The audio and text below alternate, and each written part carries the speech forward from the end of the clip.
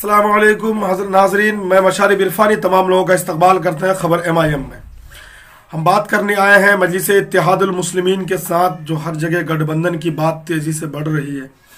आपको बताते हैं कल तक यही AIMIM था जिनके साथ कोई गठबंधन करने को तैयार नहीं था।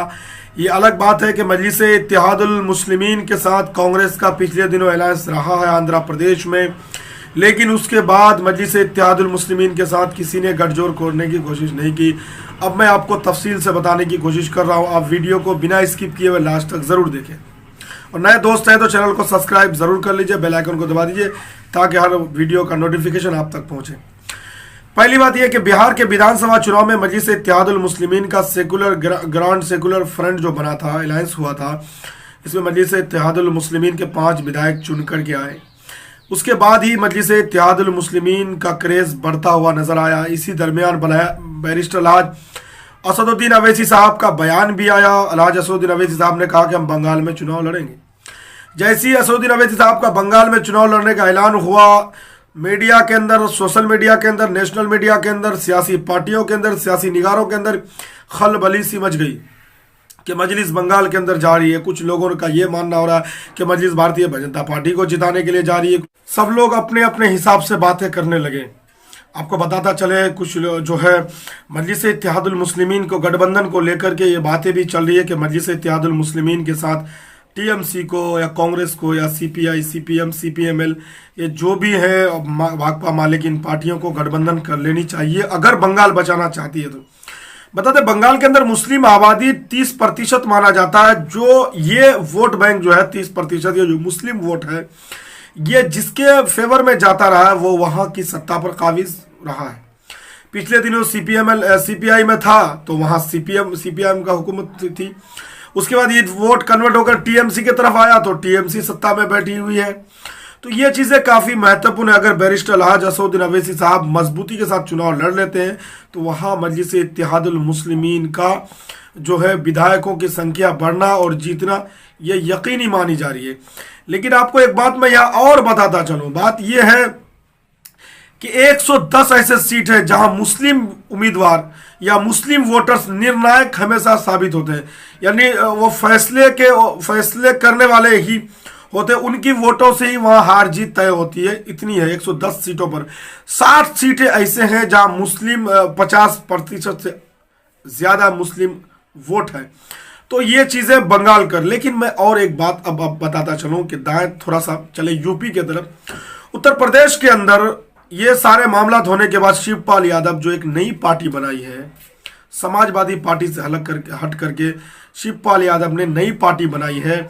उस पार्टी के जो समाजवादी पार्टी से हट करके शिवपाल यादव अखिलेश यादव के चाचा, मुलायम सिंह यादव के भाई हैं।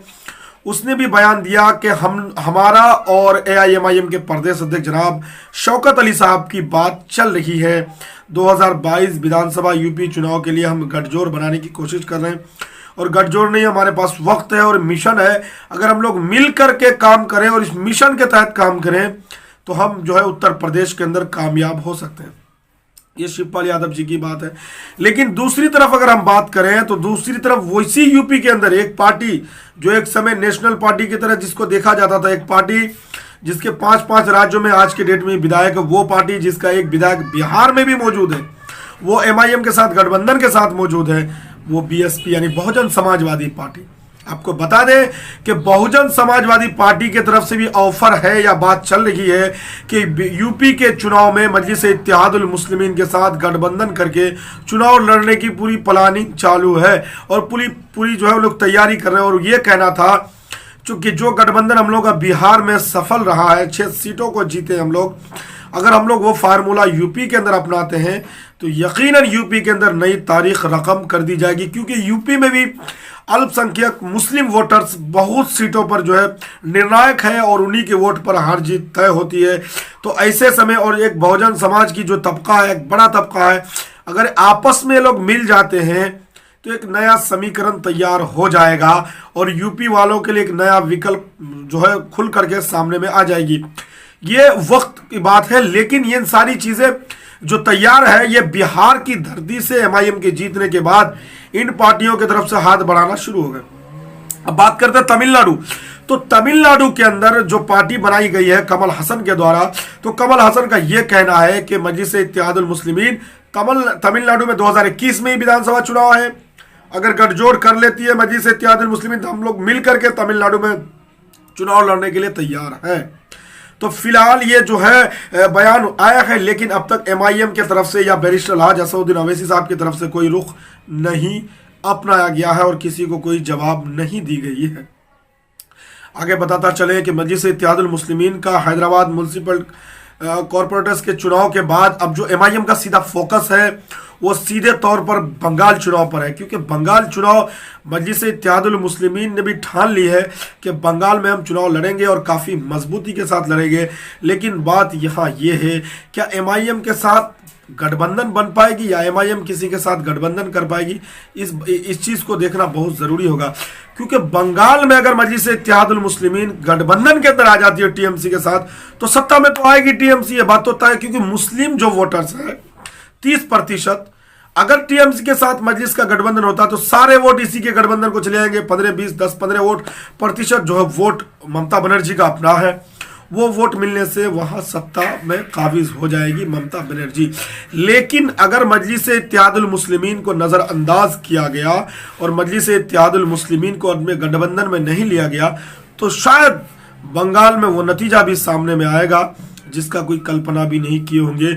मजलिस अपने दम पर चुनाव लड़ेगी और मजलिस ये साबित करेगी, जिस तरीके से बिहार में, महाराष्ट्र में, तेलंगाना के अंदर मजलिस ने साबित किया है कि हम अपने दम पर चुनाव लड़ करके हम सीटों को जीत सकते हैं और जीतने की ताकत रखते हैं, हम नुमाइंदगी कर सकते हैं, हम नुमाइंदा बन के रह सकते हैं।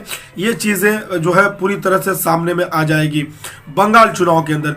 लेकिन फिलहाल दोस्तों तैयारियां चल रही है बंगाल की टीम के साथ। बैरिस्टर अलहाज असदुद्दीन अवैसी साहब का पिछले दिनों में मीटिंग हुआ और खुल करके ये बात कह दी गई है कि MIM की तरफ से वहाँ चुनाव लड़ने की जो है तायद भी कर दिया गया। मजलिस इत्तेहादुल मुस्लिमीन वहाँ चुनाव लड़ने को तैयार है और चुनाव भी लड़ेंगे। वहाँ के जो जिम्मेदारान आए थे उनसे बात हुई है और फौरी तौर पर अवैसी साहब ने जो बात कही है वो बहुत जल्द बंगाल दौरे पे जा रहे हैं। बंगाल में चुनावी सभा करने वाले हैं, बंगाल में आम सभा होने वाले हैं। बंगाल के लोगों को पहले ही जाकर के एक मैसेज देने वाले हैं कि हम यहाँ चुनाव लड़ने के लिए आए हैं, आप लोगों का साथ चाहिए, आप लोगों का समर्थन चाहिए, आपका नुमाइंदा होना चाहिए, आपकी नुमाइंदगी होनी चाहिए। क्योंकि TMC ने जितने भी वादे मुसलमानों को किया था वो उर्दू को दूसरी ज़बान बनाने वाले थे, वो नहीं कर सके। मुसलमानों को जो भी मुआदे किए गए थे फिलहाल वो विफल नजर आया। तो इस सारी चीज़ों के लिए मुसलमानों के लिए इतना बड़ा इंपॉर्टेंट नहीं है कि मुहर्रम है, जुलूस है, ताज़िया है। मुसलमानों का ये इंपॉर्टेंट चीज़ नहीं है। मुसलमानों का इंपॉर्टेंट चीज़ वो नहीं है। मुसलमानों को तरक्याती कामों में लाया जाए, मुसलमानों को रिजर्वेशन दिया जाए, मुसलमानों को तालीम दिया जाए, ये इंपॉर्टेंट काम है। हमारे त्यौहार हमको मनाने के लिए छोड़ दिया जाए। हमारे रमज़ान को हम सेलिब्रेट कर लेते हैं, हमारी ईद को हम सेलिब्रेट कर लेंगे। आप हमारी ईद में समैया ना दें तब भी हमें दिक्कत नहीं होगी, लेकिन आप हमें अगर तालीम ना देगी तो काफ़ी दिक्कत